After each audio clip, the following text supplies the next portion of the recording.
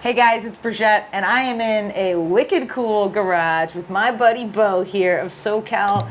What is it? Sorry. SoCal Tomato Guy. SoCal Tomato Guy. I don't know. He likes tomatoes, he likes bourbon, and he starts all of our seeds for our farm in this wicked cool setup. I'm going to go into all the details of how he does it. Well, actually, I'm not. You are, because I don't. This is your expertise.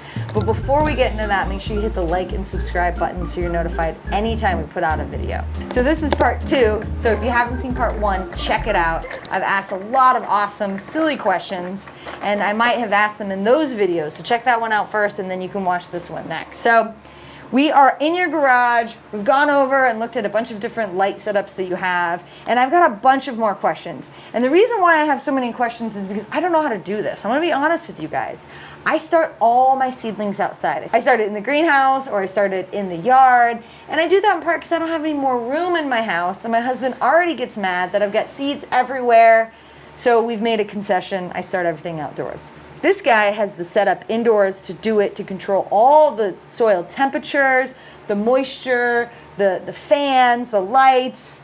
You're the expert. So can you tell our viewers a little bit about different lights? You know, if you're just a person who's never started anything in your life and you think, you know what, I'm going to buy a grow light and I'm going to start some seedlings indoors. Right.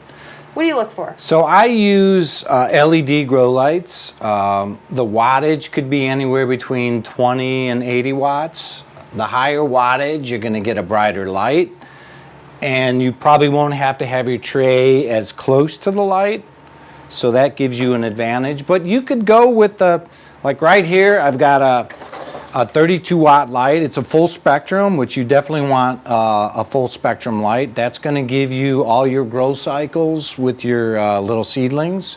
This one is 32 watts, which is right in the middle. So that's kind of what you're looking for with the light. Okay, let me ask a really silly question. So, obviously I know you can't do this, but if you're a new gardener and you have no idea, why can't you just use a regular, like, incandescent bulb? Because you're not going to get the spectrum that you need to feed the light, or to feed the plant. That's not sunlight, right? Right, Sunlight exactly, has all right, the spectrum, right. So that's why it says on here. What does full it say? spectrum, Sunlight. yeah. It says full spectrum. Yeah, you're going to get the white, blue, and the red.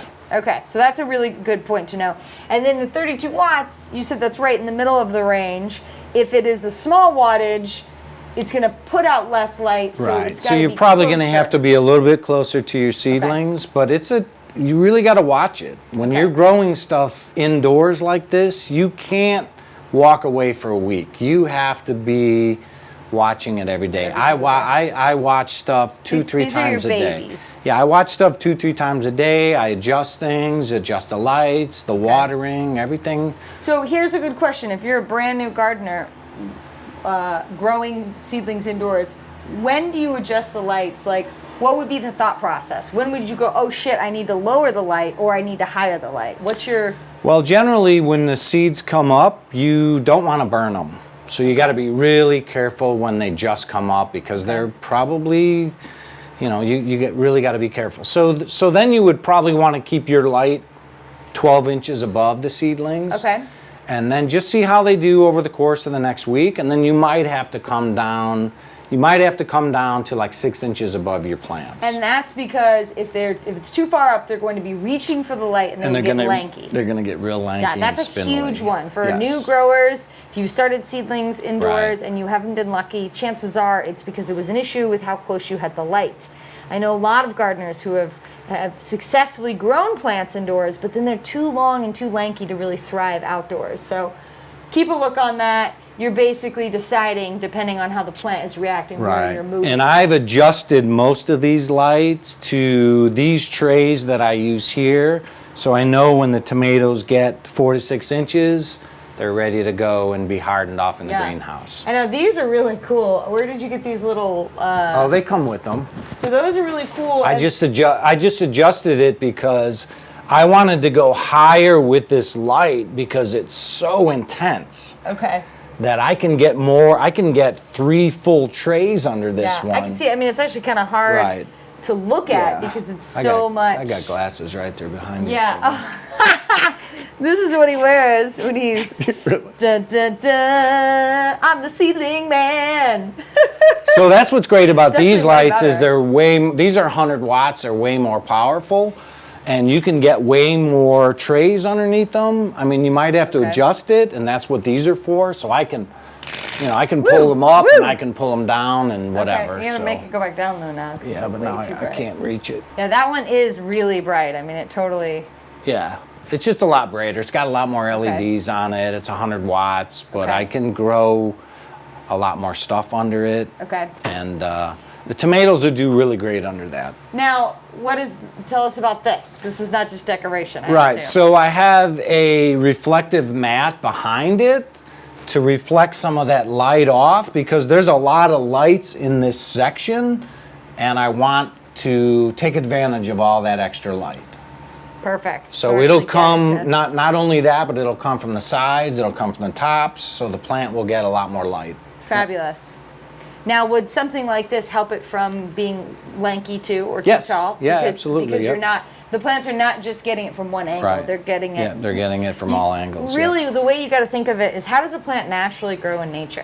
And you need to provide all those things, whether it's the moisture, the soil temperature, Right. the light. The sun's moving all Yes. the time. Okay, so silly question. A billion watts. The sun is like, I don't know how many millions of jillions of gajillions of miles away. So if the sun is that far away, why do we need to have these lights so close? Because, you know, when you walk outside, it's not nearly as bright as those. Yeah, the sun is pretty intense and will burn your plants, whereas these lights, you got to get closer because Yeah. you want that intense light on your plants. I think if my 6th grade science teacher is watching this video, he's going to be mad about 2 things now, because I really should know the answer to that as well. But so kiddos, if you are in school and in science classes, just know if you become Yes. a gardener, science is very important. Right? So, okay, that's a really good point. Now, also, so these fans, let's talk about those. So the fans replicate what the plants would get in nature, which is Right. natural movement, right? Right. So talk about your fans and why you. So a fan will do a couple things. Obviously, will keep this cooler Okay. because I don't really want my temperature going above a certain degrees. I really don't want it to go maybe above 80 degrees or 85 degrees down Okay, here. can you pick on me? I think I know. I think I know the answer to the reason why you do that. And it's because above 85 degrees, you're really breeding a lot of pathogens. Yep. And if Mold and mildew. Mold, and if you get fungus gnats, they Right. reproduce so quickly Right. in above 85 degrees. So is that the reason? That's the reason. Okay, cool. And the other reason why we want the fan is we want to simulate Mother Nature. Okay. We actually want to make the plant stronger. And so by adding wind or air movement in there, that's normal Yeah. when you plant the plant in your garden. So we want to strengthen Yep. our seedlings as strong as we can get them. So you really can think of a fan as like sending your plants to a gym. You are actually making them move, which makes their cell walls stronger, which makes them stronger plants in general. Right. And so if you have plants that are beginning to get lanky and long, you can bring the light closer Yep. and then also add airflow on them so they start to bulk up because they're moving and they need to build turgidity in their cell wall. So it's like sending them to the gym, basically. Yep. And again, we are just replicating what happens in nature. So that's really cool. And that's a neat one because you've got it and it's a nice cross breeze coming through Right. here. It's going to run all the way down through this Yes. whole thing. Yep. That's really I cool. probably have to get maybe one more, but we'll see. Okay, so I'm gonna be vulnerable here and explain something silly that I did. So you gave me some starts of some stuff that you had started for us, and I just stuck it outside, totally forgot about it, didn't think anything of it. They burnt up immediately, and that's because I didn't harden them off. Right. So can you explain to viewers why you want to harden off from this Right. setting So- to the outdoors? So in my laboratory here, this is a controlled environment. I control everything. I control the temperature, I control the wind, I control the rain, the moisture, everything. Yep. When you take your seedlings and you put them outside, you really don't have a lot of control over what's going on. Yep. And they're very vulnerable and they need to be shaded. So I would normally take my seedlings and shade them outside for probably 3 to 5 days before they even got direct sun. Yep. And then after maybe 5 days, then I would introduce sun to them. And I probably would introduce 3 to 5 hours a day of sun. And I would watch my plants. Yeah. Like if you take them directly from in here, put them in the sun, forget about it. they're done. Well, that's They'll exactly never what make I it. did. I took them, stuck them outside, thought, you know, whatever, busy, wasn't paying attention, thought, it's fine, they're tomato plants, they're going to be okay. They almost immediately, within the next day, turned translucent and crisp, and basically they had fried up. Because I wasn't thinking that these were grown in a very controlled setting and they're moving outside where they need to be hardened off. Another reason why I didn't think of that is I start everything that we do outdoors in our greenhouse. Right. And because they're already exposed to those outdoor temperatures and that lighting right off the bat, Right. I often don't harden off my plants from the greenhouse. Right. Here in Southern California, Probably don't need to, yeah. because our weather is pretty mild. Right, So right. they're exposed to that regular light.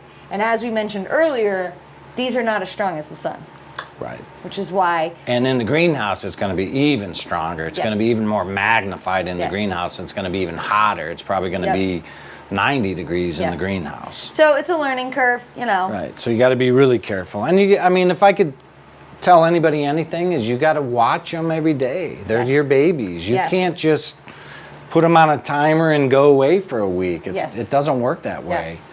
If So- you want successfully to grow stuff, it takes a little bit of work. Yeah. But it's not that tough though. It's really amazing because since he started seedlings for us, I've become totally envious on your success rate and how perfect your seedlings look. But I know that takes daily monitoring. Yeah. You're making sure you're Yep. putting one seed per cell. You're fertilizing regularly. You're watering Right. regularly. You have these awesome tools. Like, can you show them what this guy is? Like, what Well, this is just something I've been using probably for 25 years. I love it. So you get these weird trays like this where it bows up in the middle. And so you're gonna feed it from the bottom. You're gonna water it from the bottom, but sometimes these in the middle here dry out. And when you got plants that are like this big, it's very hard to get water in there. So Yeah. with this little tool, you just I love that. give I a love little that. bit of each one, and there you go. And what's really cool about this too is, when you're really immature, Yeah, you that can do too. that shit. Well, you can do this too. Okay, all right, I get it. We're fair. What I love about this is it's neat. It's tidy. So you don't have to make a mess in your garage. So if your significant other or your roommate is like, you can't do seed starting, it's too messy, you can use these awesome little tips to keep things contained, neat, and you're not lugging a big can of water that if you were pouring it in here, you might spill it all over the floor. So we've talked about so much in this video, and it's been really cool to be able to learn from an expert how you do seed starting indoors on a big scale or a small scale. And he's been able to show us all of these great tips that save you time, energy, money, keep things nice and tidy. And I think you've proven that you can start seeds successfully indoors without something that is going to break the bank. It doesn't have to be Yes. this incredibly difficult, fact, ridiculous. These came from the swap meet. Oh, well, there you go. I wonder how much they would be otherwise. Those but- are $100 lights. I got them for $10 at the Yeah, swap meet. well, there you Brand go. new in the box. There you go. So there's a lot of different ways to start your seeds indoors. He's given you guys some pro tips on how to do it. And now you know how we start many of our seedlings for our farm and for our garden.